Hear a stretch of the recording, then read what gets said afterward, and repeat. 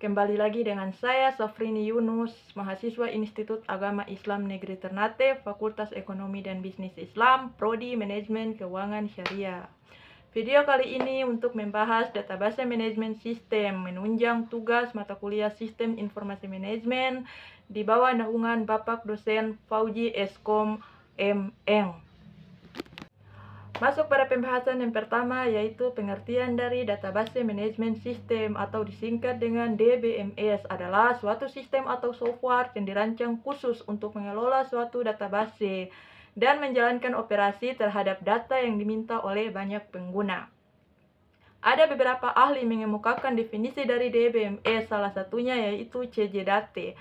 Menurut C.J. Date, definisi DBMS adalah tempat atau lokasi untuk sekumpulan berkas data yang sudah terkomputerisasi dengan tujuan untuk memelihara informasi dan juga memuat informasi tersebut, terutama apabila informasi tersebut.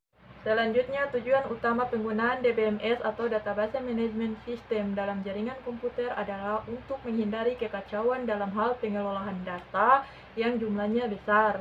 DBMS merupakan perantara bagi pengguna dan database, dan agar dapat berinteraksi dengan DBMS, maka pengguna harus memakai bahasa database yang sudah ditentukan. Ada dua jenis bahasa komputer yang dapat digunakan dalam berinteraksi dengan DBMS, yaitu satu, Data Definition Language atau DDL, digunakan untuk menggambarkan desain dari basis data secara keseluruhan, mulai dari membuat tabel baru, memuat indeks, maupun mengubah tabel. Yang kedua, Data Manipulation Language atau DML, digunakan untuk memanipulasi dan mengambil data dari database, menghapus data dari database, serta mengubah data pada suatu database. Tujuan DBMS lainnya yaitu seperti yang sudah disinggung pada pengertian DBMS atau Database Management System, yang dimana berfungsi sebagai perangkat yang berguna untuk mengorganisasi sumber daya data perusahaan. Maka berikut ini beberapa tujuan penggunaan DBMS atau Database Management System pada jaringan komputer perusahaan. Yang pertama, agar basis data dapat digunakan secara bersama, agar proses akses data lebih mudah dan cepat, untuk menghemat ruang penyimpanan data, membantu menjaga keamanan data, mencegah dan menghilangkan duplikasi dan inkonsistensi data, serta menangani data dalam jumlah yang besar. Dari tujuan DBMS ada juga bermacam-macam DBMS atau Database Management System. Dalam penerapannya terdapat beberapa jenis software database management system yang sering diaplikasikan untuk mengelola database perusahaan, yaitu di antaranya 1. Misol, 2. Oracle, 3. Microsoft SQL Server, dan terakhir Firebird. Selanjutnya, komponen DBMS. Pada umumnya DBMS memiliki beberapa komponen fungsional atau modul. Adapun beberapa komponen DBMS adalah sebagai berikut. Yang pertama, File Manager, kedua, Database Manager, 3. Query Processor, 4. DML Pre-Compiler, 5. DDL Compiler. Masuk pada kelebihan dan kekurangan komponen DBMS, yaitu yang pertama, kelebihan DBMS dapat mengendalikan pengolahan data, memberikan data yang konsisten, kemampuan mendapatkan informasi yang lebih banyak dan jumlah data yang sama.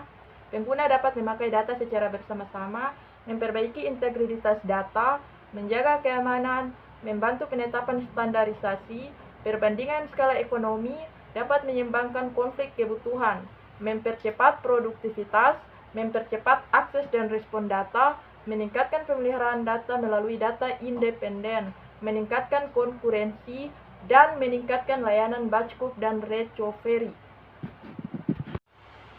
Yang kedua, kekurangan DBMS. Penggunaannya cukup kompleks. Kompleksitas DBMS mengakibatkan ukurannya yang besar. Biaya database management system tidak sama, tergantung pada lingkungan dan fungsi yang disediakan. Ada tambahan biaya untuk hardware. Diperlukan biaya konversi untuk penggunaan DBMS yang baru. Umumnya performa kinerja menurun seiring waktu. Performa yang menurun mengakibatkan kegagalan yang lebih besar. Yang terakhir, contoh DBMS. Hierarki basis data. Akses data harus mengikuti aturan hierarki yang sudah didefinisikan sebelumnya. Contoh IMS 2 atau Information Management System oleh IBM tahun 1968. Kedua, jaringan data. Data membentuk jaringan yang lebih bebas dari model hierarki. Contoh IDMS atau Integrated Database Management System oleh Coolness Software tahun 1972. Yang ketiga, relational data.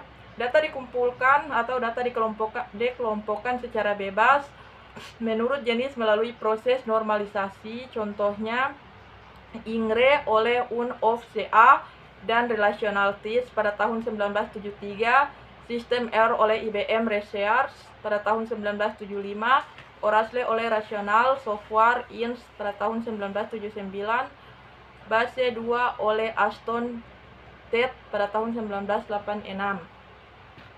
Mungkin itu saja materi singkat yang saya paparkan mengenai database management system. Lebih dan kurangnya saya mohon maaf. Wabillahi taufiq walhidayah. Wassalamualaikum warahmatullahi wabarakatuh. Terima kasih.